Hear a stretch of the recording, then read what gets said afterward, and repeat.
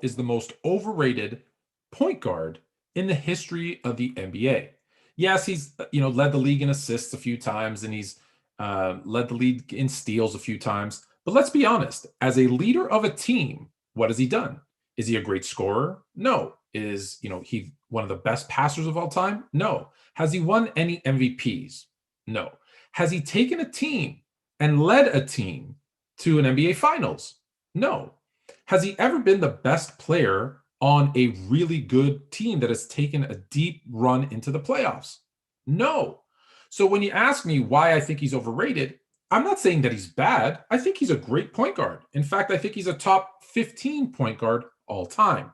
Is he the point god, as his nickname would suggest? No. Who do I have above him? Magic Johnson. You're either saying Magic Johnson's one or two all time. I don't think I get a lot of arguments there.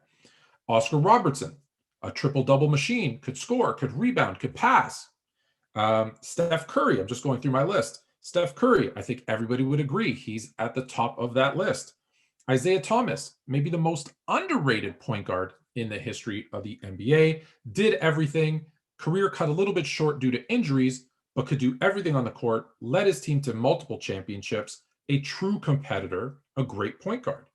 John Stockton leads the league in assists, took his team to 2 finals with the help of Karl Malone.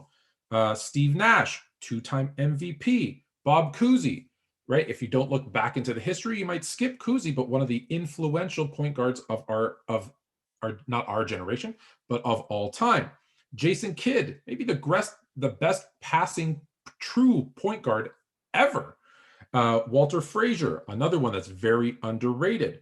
Allen Iverson. I put Allen Iverson on the list. I know sometimes he gets put in as a shooting guard, so we're 50-50 on Iverson, but I still think as a point guard, he's still better. Also, carried a terrible team. Oh, look at that roster that Allen Iverson took to the NBA Finals. Ridiculous.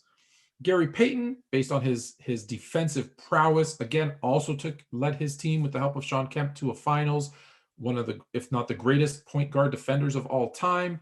And then at that point, that's 11. So now when I get to 12, now I'm kind of throwing up, is it Russell Westbrook, who's also completely underrated? Is it Chris Paul? That's where I put Chris Paul in that kind of 11, 12, 13 kind of range.